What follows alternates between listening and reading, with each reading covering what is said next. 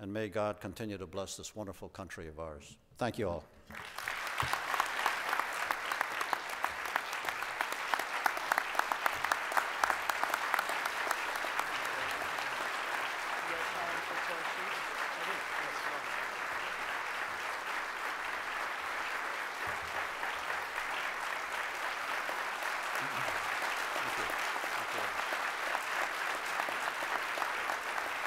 I may need a little help hearing the question. Yes, I'll help you with it. Thank you. Thank you, and for joining in, and thanking the Secretary for taking the time not only for speaking here today, but also for your service to our country. Thank you. Thank you. And Secretary, I would like to also add, my father was able to attain his law degree thanks to the first GI Bill, and he also was able to receive benefits through the VA hospital after being injured in Bastogne. So once again, thank you. We will take questions. If you have any for a few minutes, the Secretary says has time to field some questions. If you have any questions, there are microphones there in the aisles. Thank you, Secretary.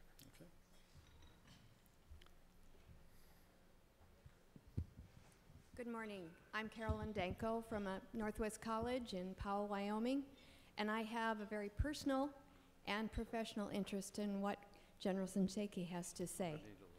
I am the mother of 2 soldiers, one currently still deployed to Kuwait after coming out of Iraq, and the other an Army nurse at Fort Hood. And I do have 2 questions. At our college, our veterans sometimes are having trouble getting their tuition payments from the VA. In many cases, they've gone through a semester without getting paid. And with so many coming back and being dismissed from the service, as we cut and we draw down our active duty military, how are we going to handle these young people who come to us looking for the next best thing in their life? Thank you. Tuition pay, how do we get their tuition pay? And she's having a little trouble getting tuition. From just the tuition Yes. pay. What I would say is that should, we have put in place an automated system that if they are being certified as being in school and we're notified, that should start the checks flowing. Now, I know, that's describing perfection. But if you have gotten the appropriate notification to us with all of the details concerning course load and fees and rates, and if you provide me specific examples, I'll go and find out why you're not receiving these checks. We have, as I said, 900,000 youngsters in school. And for the most part, all of that works well. Now, occasionally when we find there's an issue, there is a glitch. Sometimes the school hasn't gotten us that information or it's incomplete and we have to go back again to get clarification. But other than that, the system appears to work well. So if you'd be kind enough to give me those details and even a student's name, we'll go ahead and research that and get you an answer.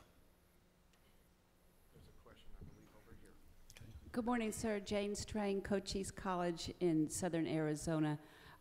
Sir, first of all, thank you so much for your service. As an old retired Army officer, I certainly value and recognize your service to all of us. Question I have centers around resiliency training, the resiliency efforts for not only the active duty component, obviously the National Guard and the individual reservists, but also the family members. We know in Arizona our statistics for the family members, specifically the young wives and even the teenagers of when mom or dad are deployed are fairly difficult to address. And I understand that the VA is addressing resiliency training prior to deployment for both the active duty member and the family members, but do y'all have any statistics on how that effort seems to be going? I would I would just tell you that there's a lot of work going on in this area, but it's still primarily in the active component forces. The Army is doing a resiliency training and research to understand what you can do to strengthen, you know, the individual that's about to go into a stressful situation. Other groups like the Military Child Education Coalition are doing resiliency training for family members and children, working with communities to try to educate folks about what a military family is going through when you have one or maybe two members, parents deployed. So lots of work going on here. We do some resiliency training within VA, but primarily research and then working with veteran family members after they've left active duty. But for the most part, pre-deployment training is done, still being done by the services. Thank you so much, sir.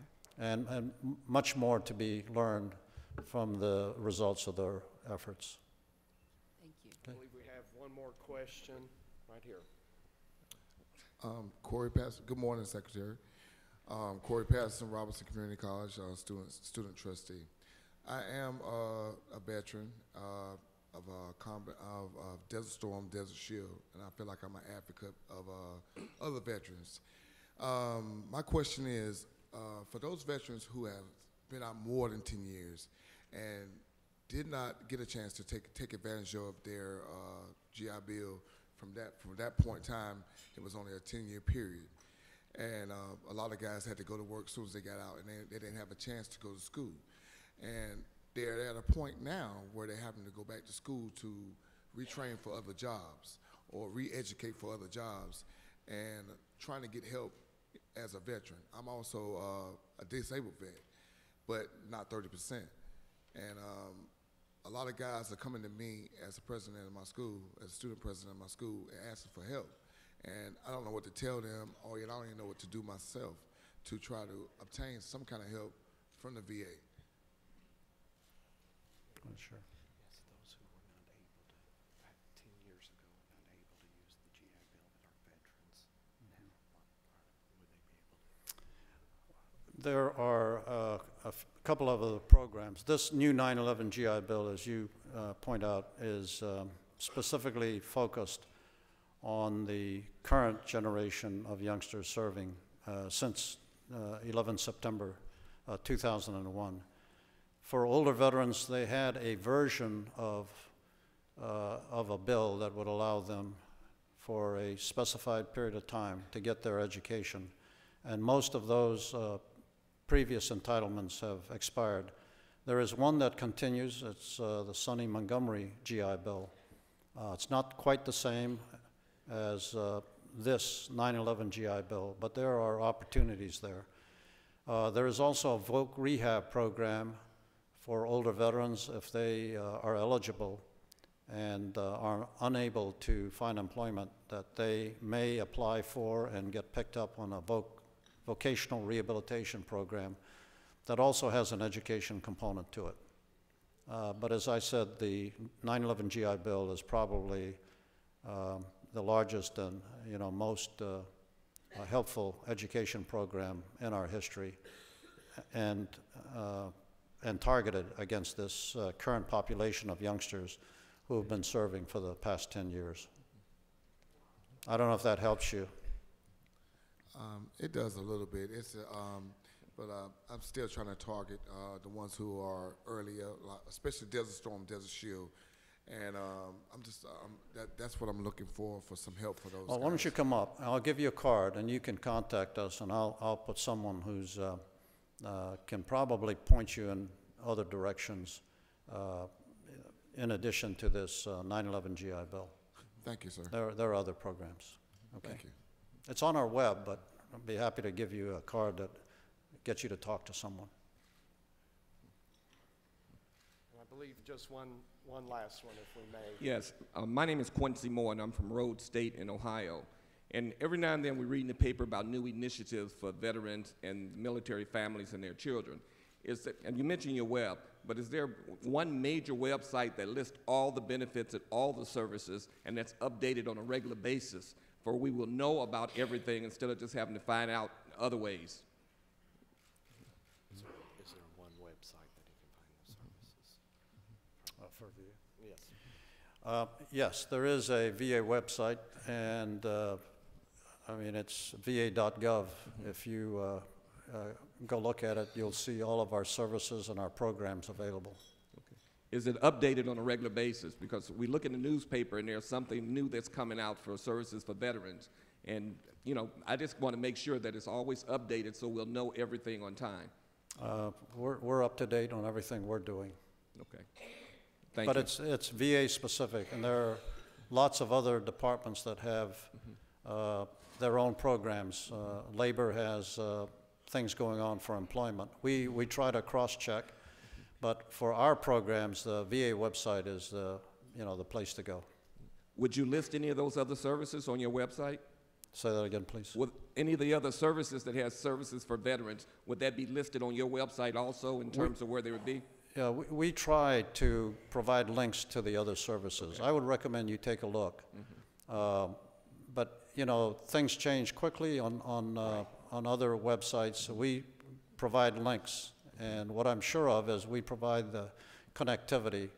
I can't be sure how current their stuff is, but our postings are current. Thank you. Okay? Okay, thank you very much. Thank you. Let's give him a big round of applause for the service that he's done for our country. And let's remember our servicemen and women around the world who protect our freedoms. Thank you very much, General, for your service.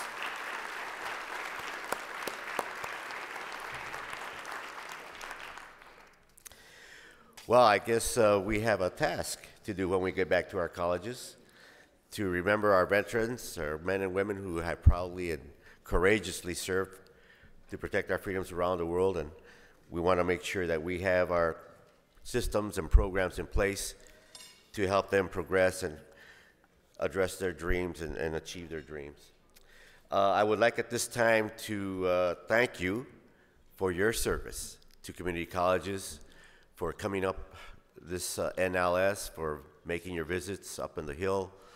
And I wish you good fortune, good luck in your visits here that you might have had in the past few days, and certainly today, and perhaps tomorrow, and as you continue your service in your community colleges in your communities. I also want to take this opportunity and time to thank our staffs, Dr. Myrtle Dorsey and our respective boards of directors for their work and their service to make this NLS a successful one. Thank the staff, thank Noah and his staff for the work that they've done. And if I can just take the chair's privilege to also thank the staff of the Marriott Hotel for the wonderful service that they provided us.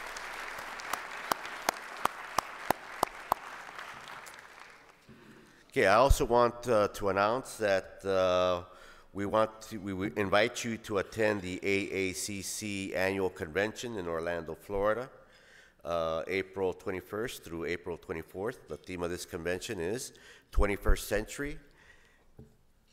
Century Vision, Igniting Innovation.